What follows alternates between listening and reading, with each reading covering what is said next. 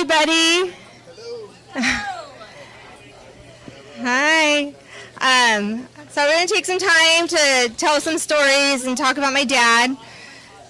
So I hope everyone's getting some burgers and stuff too we can eat while we're doing this. So I will start. In one of my last conversations with my dad, he told me to have a big party. I told him, I want you to be there, and he said, I will be there. So I want to just thank everyone for being here and helping me fulfill his wishes. I want to thank my husband for breaking his back to make this happen, my sisters for coordinating with me, my sisters for always being there and helping me with whatever I ask for, or my kids for helping me with whatever I ask for.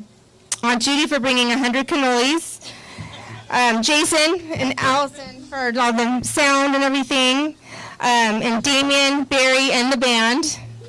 My dad is totally digging this. My dad was very witty and clever. Unfortunately, I didn't inherit any of that, so I'm going to speak from my heart and tell you a little bit about my life with me and my dad. My dad got off the boat as a merchant marine in Vietnam in 1969 and met my mom at a bar. Sorry. He was arrested that night for a warrant he had on an unpaid parking ticket. He said he got the ticket the day before leaving for Vietnam, so he just ripped it up and threw it away. Since he was arrested, my mom had to drive his car home, clinching a second date. They were soon married and had me in 1970. My mom was a wild child. When I was 3, she left us, unable to settle down and be a family. So at 26, my dad was a single dad with a 3-year-old. So from that point on, it was me and my dad. He stepped up and became the best dad a kid could ask for.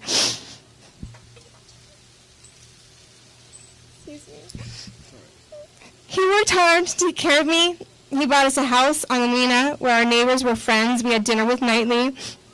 He could have easily pawned me off on my grandma, but instead he took me everywhere. You're going to help me with this? Every weekend we played volleyball at Hartwell with his friends. We went to concerts like Linda Ronstadt, Jimmy Buffett, bluegrass festivals, Star Wars, private premieres, whale watching, Catalina trips, just to name a few. We had this poster of Linda Ronstadt in the kitchen, and I used to always tell him I really wanted her to be my mom. And he would always say, yeah, me too. The poster is actually in his kitchen right now if you want to check it out later. Then he met my stepmom, Pam. I know he was happy to finally give me a mom I needed, but the truth is I never needed a mom because he was enough. He taught me to sail and fish as he did all of his daughters. Once, it was just he and I out on a Yingling, a 21-foot sailboat, and while I was sailing, he jumped off the boat in the middle of the ocean. I quickly maneuvered the boat to get back to him. I was like, why did you do that? And he said I wanted to make sure you knew what to do. But literally, I was probably like 8 years old or something in the middle of the ocean. He was wild. My dad worked very hard his whole life, too hard. He wanted the best for his family. After marrying Pam, he had my sisters, Allison and April. I can remember him coming home from work after working night shift and watching my sisters all day, then catching a couple hours before he'd go back again. He didn't just sit them in front of the TV either. I can remember him blowing up swimming pools and playing with them. He always took care of us. He sacrificed for us, and he wanted the best for us. He had nicknames for all of us. He even carried it on to his grandkids. I was Amber Damber Dew, Amber Dew for short. Barry, please don't ever stop calling me that. Allison was Rosebud, and April was the Thunder Puppy. Atlas, his great-grandson, inherited that one too. As you can see, he's right there. And Haley, don't ever forget, Pop actually named you after Haley's comment. I could go on, and I hope to hear some great stories from others today. I am so grateful to have had such a special man as my father. To quote Jimmy Buffett, and though I cried, I was so proud to love a man so rare. He's somewhere on the ocean now, a place he ought to be. With one hand on the starboard rail, he's waving back at me. I love you, Dad. Keep sending me signs. Today we are going to be being so proud and party. He was a partier. He always told me he wanted a certain song to be played at his funeral, which Barry will play for us later. No? Oh, we're not playing it. We'll play it for you. So here's to Carl, our dad, our pop, our brother, and friend. The road goes on forever, but the party never ends. Aunt Judy.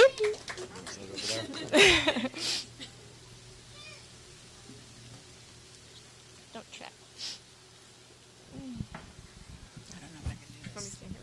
I'm good. Well, as you know, I'm Carl's sister, or the princess, the brat, or Dupa Judah, whatever he wanted to call me. My brother Carl was born in Connecticut on July 10th, 1946. He loved the ocean and would often say it was because he was born on the ocean, or actually he was born before on the ocean because my mom would be 9 months pregnant and out there fishing with him in the tummy. Carl grew up around a large Polish and our Italian families who taught him the love of the sea, fishing, and playing cards for money, especially pinochle and cribbage. It didn't matter he was only 8 years old. He better bring his piggy bank to the game. It was dime a game, nickel a set. And our cousins, like Chucky and Susan, were more like brothers and sisters to us, as we were very close in age. Family gatherings were always a big party with lots of fish, crab, oysters, and sometimes yucky eels. That's where Carl, I think, started partying at a very young age. Carl went to Catholic school, and he hated every minute of it. Although smart, he gave the nuns a lot of grief, and he wasn't a stranger to the nuns' ruler. There he learned the accordion and Polish, but only speaking the dirty words as an adult. In 1960, the family moved to California, but unfortunately for Carl, he still had to attend Catholic school. He played football for St. Anthony's, but by his senior year, he convinced our parents to allow him to attend Wilson High School. There he met a few friends he had for life. You would often catch him hanging out with them at Lions Drag Strip, which was a car racing track in Wilmington. After graduation, college was not for Carl. On a whim, he went with a friend, tested, and was accepted to the California Maritime Academy, placing 40 out of 250 people selected. He attended for 1 year, then became a merchant seaman. During one trip to Vietnam, his ship was caught in a typhoon, and he seriously experienced the perfect storm. It was one of his 9 lives he survived and lived to tell about. Carl relocated to San Francisco, living in Haight-Ashbury in a commune, where he embraced being a hippie, and he carried it with him throughout his life. You can just imagine. Okay. You can just imagine what our dad thought when he brought home a pagan priest and some guy that only ate bugs and a girl named Lizard. Needless to say, they didn't stay with us. Carl wore many hats when it came to jobs. He was a logger in Oregon, worked aerospace for Pratt & Whitney, McDonnell Douglas, Boeing, and especially Howard Hughes on the Spruce Goose. He was very proud of that. He also worked at LA Water and Power, UCI, and probably a few more jobs that we're forgetting and we probably don't even really want to know about. But he always provided for his family. And no matter where Carl was, everyone liked or loved him.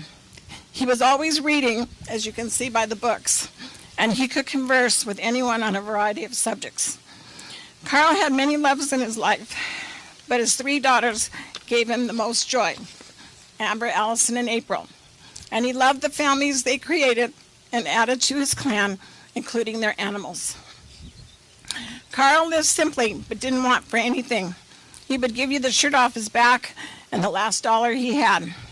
And he donated to a variety of charities like Save the Bees and Butterflies, Sierra Club, Surf Riders, Doctors Without Borders. The list goes on. And Amber and Brian are going to get mail for the next 10 years asking for donations. We could build another ADU with the donation mail he gets. Carl valued simple things: a guitar, music, animals, a boat, the ocean, and above all, family and friends. We are so pleased that you could fulfill his request that upon his passing there be a big blowout party to celebrate a life well lived.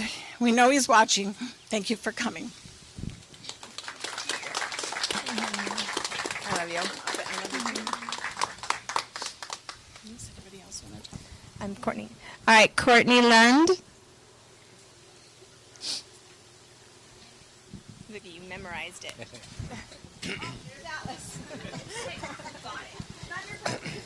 So I always thought it was super cool to get to know Carl over these last few years. I had a lot of really good conversations with him. We instantly bonded over sharing sea stories and talking about the ocean. He always, every time I walked into a room when he saw me, he'd say, "Have no fear, the Coast Guard's here." And we loved talking about that, and I thought it was so cool that his dad was also in the Coast Guard.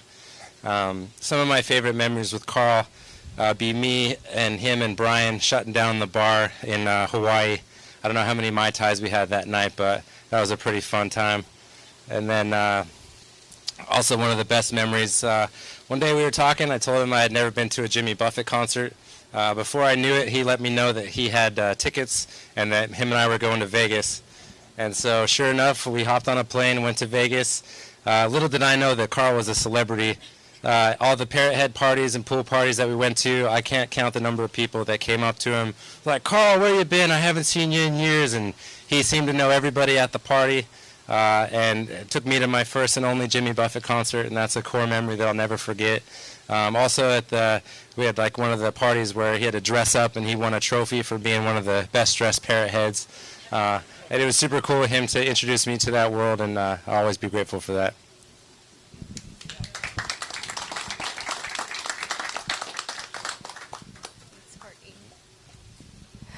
Is there anybody else that wants to come up and say anything? You're doing later, right? Okay. Chucky? Oh, yeah. Okay. I probably don't need this. I have a big mouth. But I think most of you know, probably, what Carl's political perspective was. It was definitely very liberal. I think you would say libtard if you were the other side of the fence, in fact, these days. But indeed, I represent a political group he was involved in. There are several of us here. It's a national organization known as Daily Kos. And the reason Carl was well known, not only because he was there from the early days in like 2004, but it was because of his generosity. That guy was just amazing. He would hear about somebody whose feelings were hurt, or they were put out, or they'd lost their dog, or some such thing. And Carl was there, and he cared. And if they needed money, he was giving them money. And certainly everything that you were saying, Amber, about his contributions to things, and his sister was saying about contributions, same thing there. So that is the legacy that he left in this nationwide organization. Many of these people who never even met Carl. But the day that I posted the information when Amber got to me mentioning that Carl wasn't with us anymore, 350 people chimed in from all over the country to say how they were going to miss this guy, and I would say 300 of them had never even met him. But they knew who he was because they knew his heart and they knew his spirit. And that is with us all and always will be. Any of us who are still alive, who have Carl in our hearts, he's with us and going to stay there. So anyway, that was what I wanted to say. His generous spirit and his love is still going to be here. It didn't go anywhere. Okay, that's it.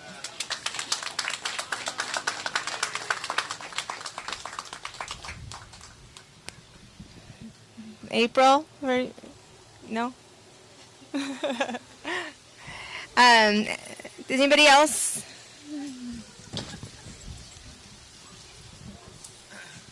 This is my son, Harley. Hello, everybody. I'm Harley, Pop's grandson. I would call him Pop, or oftentimes Carlito. I really didn't realize until later in life how much of an impact Pop had on me. He really instilled everything about who I am. I feel like me and him were twins in and out. He taught me a love for the sea. He taught me how to pour my first Captain and Coke, 5 count and a splash of Coke, for those of you that don't know. And the love for the Dodgers, obviously. I mean, we had many great times going to Dodger games, and we just clicked in every other way, and he was a great man, as all of you guys know, and we're going to miss him. So, well, we love you, Pop.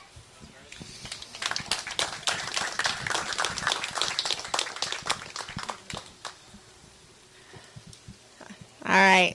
Atlas, you want to talk? You say something about Pop? Yeah. What are you going to say? Okay.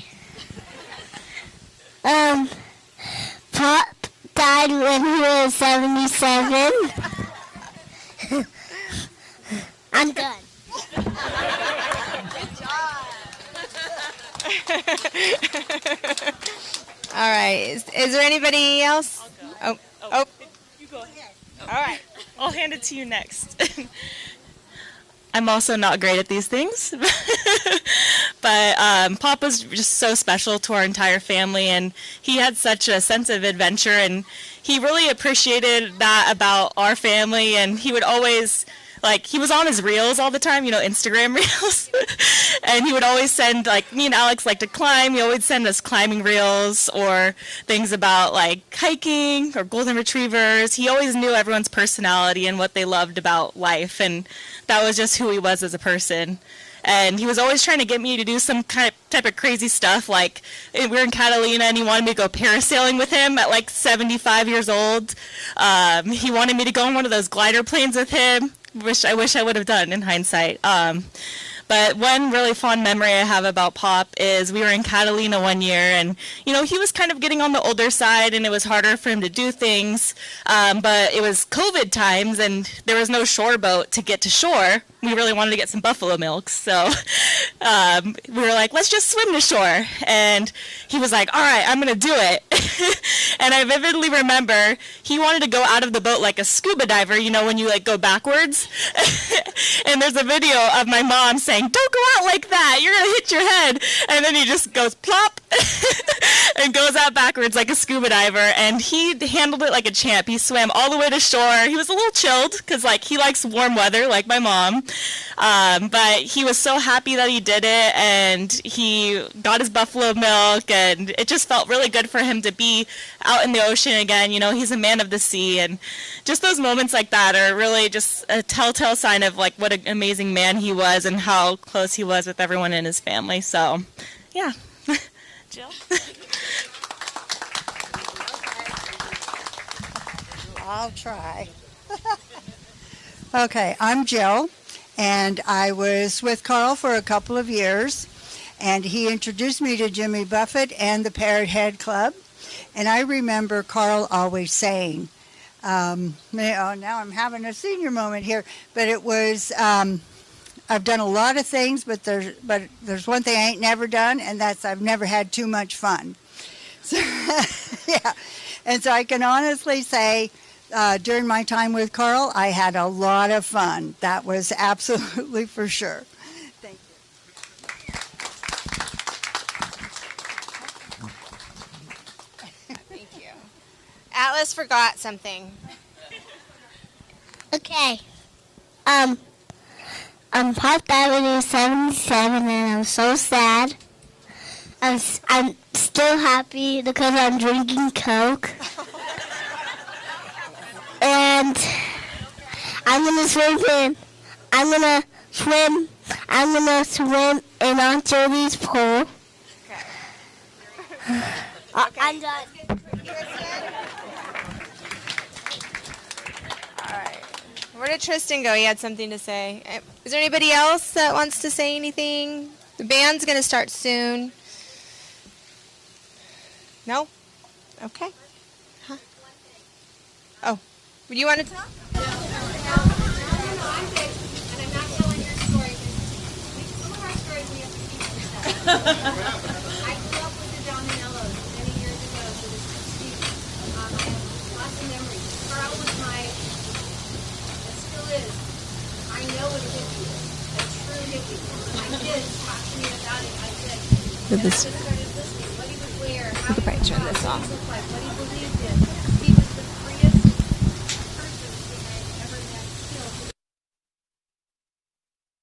My name is Brooke, and I lived across the street from the Dominello. I'm a year younger than Judy, and we are best friends forever. But Judy said that her dad loved 3 girls like no other. But you were wrong. There were 5. He loved his mom like any son, good son would. And I just remember as a child thinking Carl was so different than Judy and different than me. But watching him around and taking care of his mom was a blessing. And he protected. If you know Judy is a very, very independent girl, has been since they probably put diapers on her. Cloth diapers back in the 50s. But her brother always had her back and always in his own way protected her, even though she probably told him not to, to know she was being protected. And that's one thing that I've taken away from Carl living his life, that he loved his mom, his sister, and his children.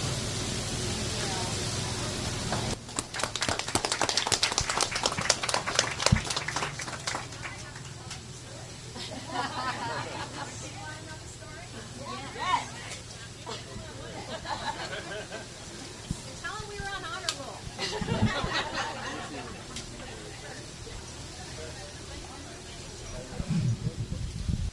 So Carl was 9 years older than me. So a lot of times when my parents would go out of town, he'd have to watch me. And Brooks was my best friend, so she would come spend the night, and he had responsibility for both of us. Plus, he also bought us our Strawberry Hill when they were out of town and we wanted to go out with our friends. Some of you know what Strawberry Hill was.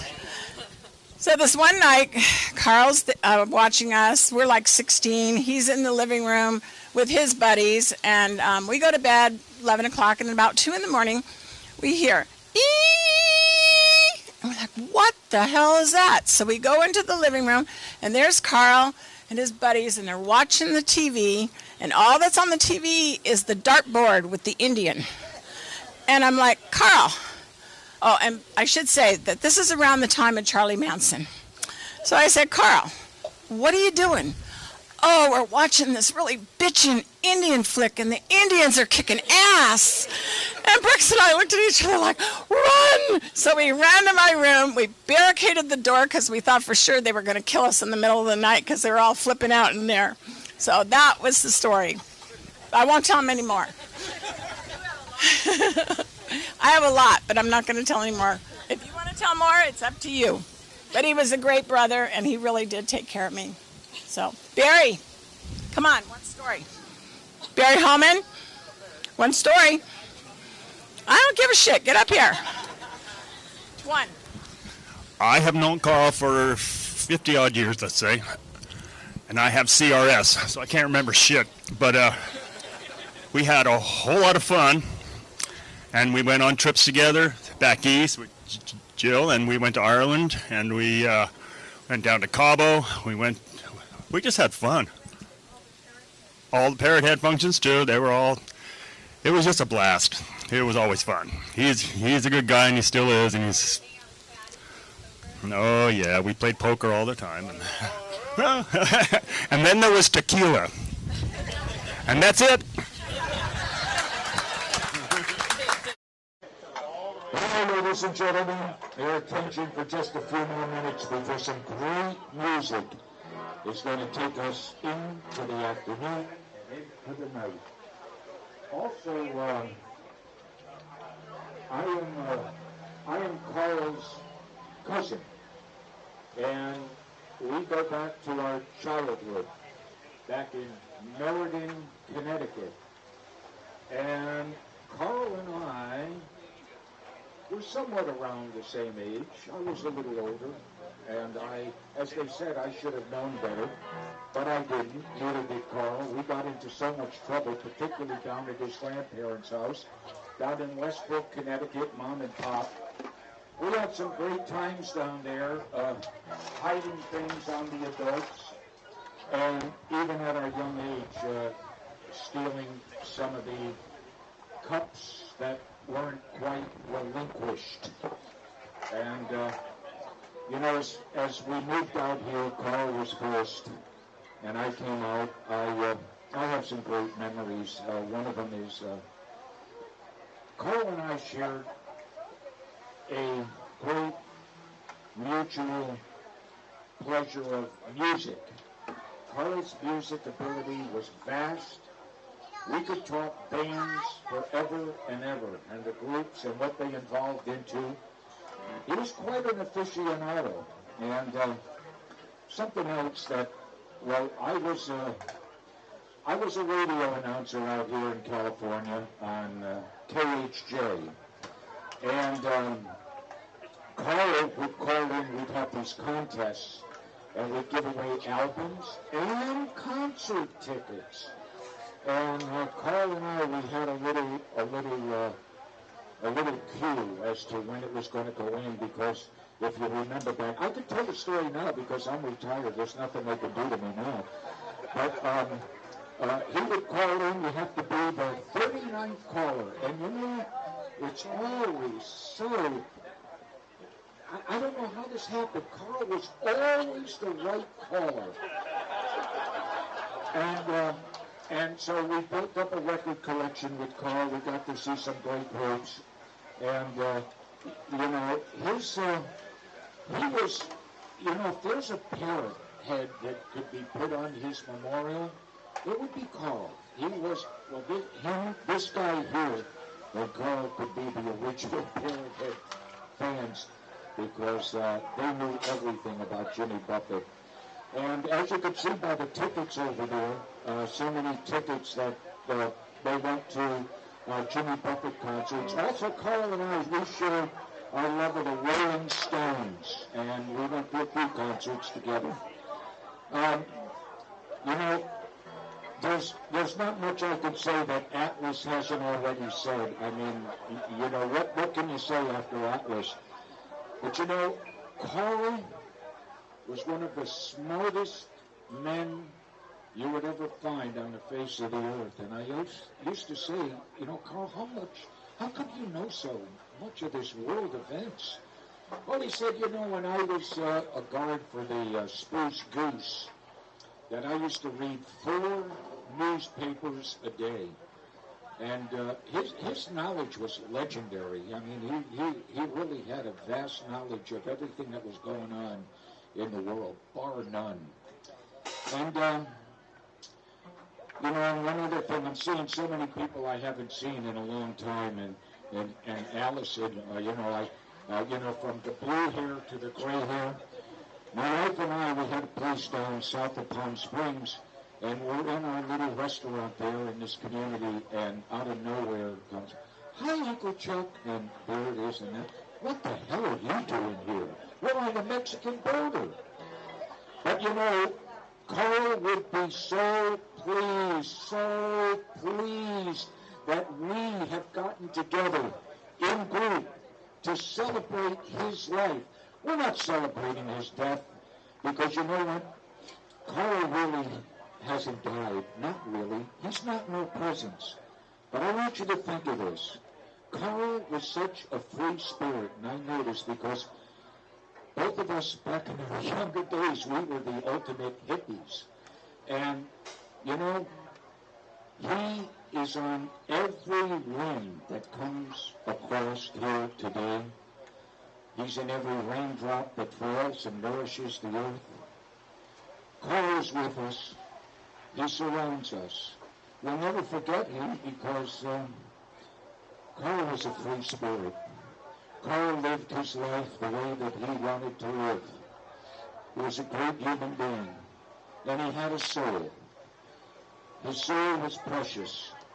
And Carl's soul lives within his family, with his children, and with every single one of us here who is celebrating his spirit of life. So to everyone, raise your glasses high.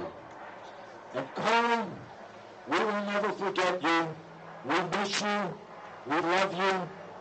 And we know that as you're looking down, you're so proud as to all of us here, celebrating your life here on earth. You have touched each and every one of us, and we are so grateful for that.